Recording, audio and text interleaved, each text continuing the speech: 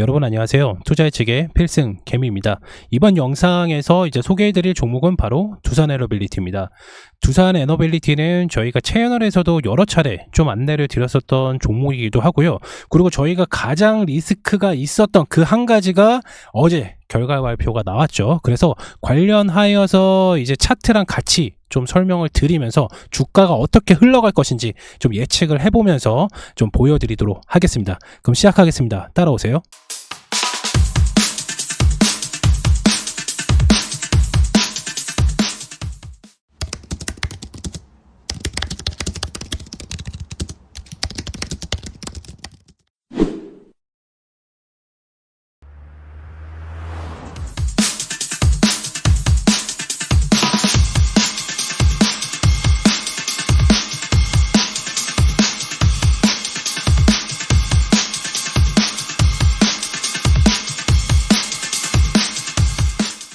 두산에너빌리티 차트입니다. 보시는 바와 같이 이제 드디어 16,000원을 뚫고 18,000원까지 상승을 했습니다.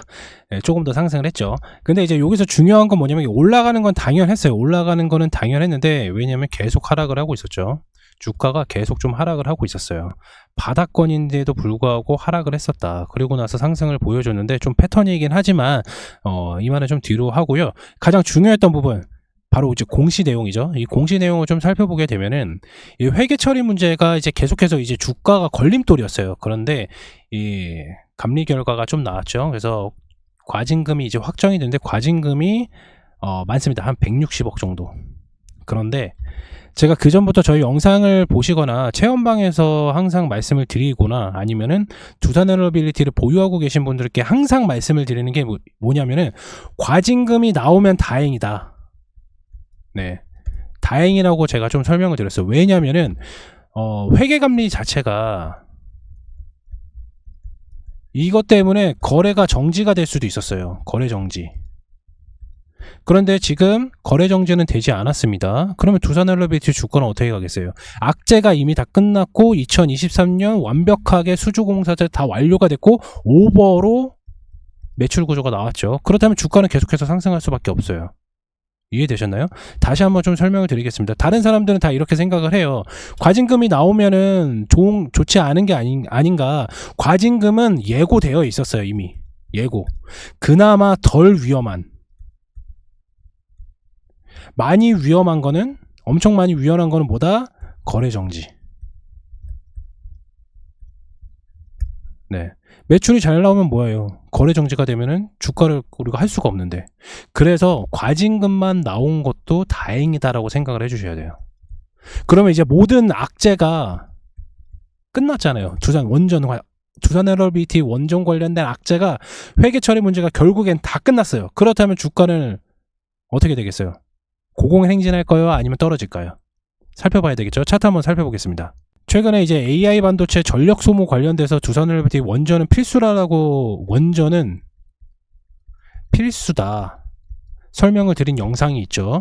왜냐면 고도화가 될수록 전력 소모는 어차피 높게 돼요. 이 전력 소모를 낮추기 위해서는 다른 부가적인 종목들도 제가 설명을 드렸었고, 어쩔 수 없이 전력 소모가 가질 수밖에 없는데, 왜냐면 전기차도 계속 나오고 반도체 AI도 전력 소모가 엄청 크고 데이터 센터도 마찬가지로 전력 소모가 엄청 큽니다. 이게 그러면 원전은 어쩔 수 없이 필수기 때문에 원전 섹터들이 결국엔 상승할 수밖에 없다. 근데 이제 두산에너빌리티 같은 경우는 주가가 그럼에도 안 올라갔던 이유가 뭐다? 바로 회계 처리, 회계 문제 악재가 있었죠. 근데 회계 문제 악재가 끝났잖아. 그러면 벌점 당연히 생기고요. 그리고 과징금 나오잖아요. 과징금 받았어요. 대신에 거래 정지가 안 됐어요. 이게 가장 커요. 거래 정지가 안 됐다. 그러면 주가를 좀 살펴보게 되면 최근에 이슈로 인해서 좀 상승을 했었고, 오늘 악재가 나왔음에도 불구하고 양봉으로 마감을 했어요. 전체적인 시장이 다 양봉으로 다 좀 마감을 했는데 주가가 어떻게 할 거잖아요. 이렇게 갈 수는 없어요. 두산에너빌리티 주가가. 그러면 별로 못 가. 올라가더라도 여기에서 컷 밑으로 내려올 거예요. 왜냐면 이 단기 고점 상태를 넘기기 위해서는 항상 조정이 필요하거든요. 이렇게 바로 올라갔다가는 여기에서 컷당할, 그러니까 여기까지 결국엔 올라갔어요. 여기서 매수해서 예를 들어서 여기까지 올라갔어. 한 10% 수익 봤어. 그러면 이제 매도를 해도 상관은 없는데, 만약 만약에 단기적으로 접근을 한다면. 근데 우리는 기존부터 계속해서 가지고 있었잖아요, 두산 relability를. 그럼 얘네가 두산 relability가 더 크게 가려면 어떻게 가야 되냐면 조정이 무조건 와야 됩니다. 근데 이 밑에까지 조정이 온다? 이건 아니야. 이건 아닙니다. 살짝 밑으로 여기까지 좀 빠져줘야 돼요. 그러니까 여기까지 좀 빠져줘야 돼. 이렇게 빠져야 그렇게 하면 좀 크게 갈 수가 있어요. 계속해서 상승을 한다고 하면은 좋겠지만은 뭐 두산 헬베틱 가능하죠. 왜냐면 매출적인 부분도 많이 나오고요. 뭐 소형 원자로 뭐 미국의 뉴캐스 파워도 관련된 이슈도 있었고, 그다음에 한울 고리도 관련돼서 영상 뭐 관련된 재료도 엄청 많잖아요, 원전. 그렇다면은 계속해서 가면 좋겠지만은 계속해서 가기에는 종목 자체가 너무 무겁기도 하고요. 그리고 이 2만 원 단기 고점 돌파를 하려고 하는 시도가 너무 어려워요. 그래서 밑으로 한번 빼요. 그래야지만 좀 크게 갈 수가 있어요. 왜냐면 대부분 사람들이 다 요 가격대에서 다 있거든요, 지금. 물론 더 윗가격에 있는 사람들도 있겠지만은 보통 다 이 가격이에요. 보통 다. 그러면 요 매물대를 소화를 하고 나서 결국에는 상승을 해야 되잖아요. 이 앞전에서 만약에 계속 상승을 했으면은 2만원대까지 돌파를 할 수가 있겠죠. 근데 여기에서 이미 물량을 일부 정리가 되었단 말이에요. 왜냐면 앞에 있는 물려있는 사람들도 있기 때문에, 그리고 여기서 매수했던 사람들도 있었기 때문에 여기서 1차적으로 정리가 됐잖아요. 그러면 이 종목이 더 크게 가려면 뭐다? 한번 힙소를 한번 줘야 된다. 그리고 나서 더 크게 상승을 할 수가 있습니다.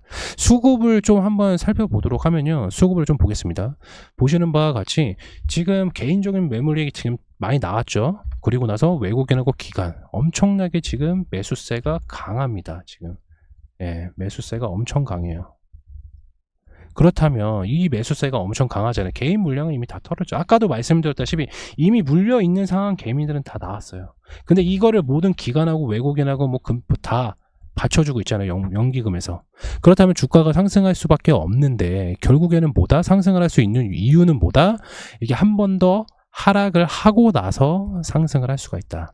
전제 조건이 딱 두 가지가 있습니다. 첫 번째는 뭐냐? 바로 올라갈 수 있는데 이 2만 원을 뚫어야 되는 전제 조건이죠. 무거울 겁니다. 두 번째 조건은 뭐냐? 밑으로 내려왔다가 여기 부근에서, 그러니까 대략적으로 17,000원 부근에서 저항선 구간 라인을 형성을 한 다음에 상승을 할 것이냐. 딱 두 가지입니다. 그런데 이 1차적으로는 뭐 올라갈 수가 있겠지만 이 2차적으로 가는 게 17,000원을 찍고 올라가는 게 더 높게 올라갈 수 있다는 거예요. 차트를 좀 길게 한번 좀 살펴보자면은 두산 헬베틱 항상 고점에서 요 박스권 같은 자리를 좀 만들어요. 요 박스권. 근데 그동안에는 다 이제 뚫지를 못했거든요. 이 뚫지를 못했던 이유가 뭐다? 바로 회계 문제가 있었다. 회계 문제 악재가 이제 다 사라졌으니까 한 번 더 크게 좀 시세를 받을 수가 있다. 대신에 좀 힙소를 주고 밑에서 좀 내려오고 나서 17,000원 부근에서 내려온다고 하면은 더 크게 갈 수가 있고, 만약에 17,000원 안 내려왔어요. 그러면 요 2만원대까지는 요 박스권에서, 그러니까 결국에는 요 박스권에서 다시 한번 머물 가능성이 있습니다. 이 부분 좀 유의를 해주시면 되시고, 원전 관련돼서는 계속해서 이슈가 나올 거예요. 안 나올 수가 없어요. 왜냐면 필수기 때문에. AI 반도체 그리고 전기차 확대, 계속해서 2025년 35년까지 내연기관 없애고 나서 친환경 자동차도 만들죠. 그러면 그 전력을 어떻게 소모를 할 거야? 친환경 뭐 풍력, 태양광으로 만들 거야? 절대 못해요. 절대 네버. 데이터 센터도 마찬가지로 35년도까지 지금 현재 캐파가 예를 들어서 300이었나? 300 건물 데이터 센터가 있어요. 이게 거의 한 800까지 늘어요, 데이터 센터 자체가. 왜냐면 AI 반도체가 수급이 되고 관련된 통신이라든지 이런 거 전력 소모를 하면 데이터 센터가 800개가 건물이 지어지게 되는데, 이거 전력 소모를 어떻게 감당할 거냐고요. 원전은 필수입니다. 어쩔 수가 없어요. 그러면 주가는 계속해서 날아갈 수밖에 없죠. 두산 헬베틱 매력도 높잖아요. 매출도 잘 나오고. 그래서 오늘 첫 번째, 두 번째, 그래서 거래정지, 그러니까 종합적으로 좀 말씀을 드리자면 거래정지 안 당해서 다행이다. 그리고 과징금 많이 나왔지만 괜찮다. 거래정지 안 당해서. 그리고 첫 번째 상승할 수 있는, 바로 급등을 하면 2만원대까지는 저항선이 형성이 될 거다. 만약에 상승을 하면. 근데 더 크게 가려면 무조건 17,000원 밑으로 내려와야 된다. 내려오고 나서 올라가야 된다. 그래야 단기 고점 23,000원 이렇게 갈 수가 있습니다. 그래서 두산 엘러빌리티에 대해서 좀 오늘, 그러니까 어저께 좀 정정 부분에 대해서 공지사항이 좀 나와서 좀 안내를 드렸고요. 관련돼서는 체험방에서도 이제 물어보는 사람들, 그리고 제가 두산 엘러빌리티 관련돼서도 과거의 영상에, 저희 채널에서도 과거의 영상에서도 좀 많이 안내 드렸었던 종목이었었기 때문에 좀 자세하게 좀 다뤘던 부분이 있고요. 관련된 뭐 뉴스라든지 재료 같은 경우는 이미 여러분들께서도 모든 거를 좀 잘 알고 계실 거예요. 그래서 만약에 이제 두산 엘러빌리티에 관련된 최신화 자료를 원하시고 계신다고 하시면, 원하시는 분이 계시면은 현재 아래에 있는 번호로 필승 개미라고 문자 남겨주세요. 그럼 두산 엘러빌리티 최근 자료들 좀 보내드릴 수 있도록 하겠고, 마찬가지로 저희 채널방에서도 원전 관련된 이슈, 뭐 두산 엘러빌리티는 아니었지만 BHI를 좀 이제 추천을 안내를 좀 드렸었고요. 그리고 나서 좀 많이 급등을 했었던 부분들이 있습니다. 그래서 차트를 좀 한번 살펴보면요.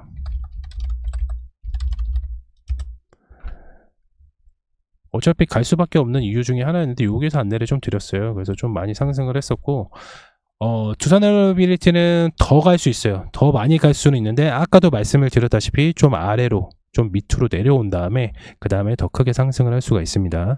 그래서 두산 엘러빌리티는 이제 그동안에 주주였던 분들께서는 왜 안 오르지, 여태까지 한 작년 9월 달부터 아니면은 1년 동안 가지고 계시는 분들도 계시고요. 근데 결국에는 올라왔습니다. 큰 수익은 아니지만 결국에는 올라왔고요. 그러면 그 이상으로 가려고 했을 때는, 만약에 내가 다시 잡고 싶다, 그러면 요 부근에서 17,000원 부근에서 다시 잡으시면 됩니다. 그리고 신규로 진입을 하시는 분들께서도 요 신규로 진입하시고 좀 이거 두산 엘러빌리티는 좀 중장기적으로 좀 가져가야 됩니다. 그래서 17,000원 이하에서 매수가 들어가신다고 하시면은 좋은 결과가 있을 예정입니다. 그래서 두산 엘러빌리티 오늘 영상에서 좀 안내를 드렸고요. 다음 영상에서 좀 찾아뵙도록 하겠습니다. 감사합니다.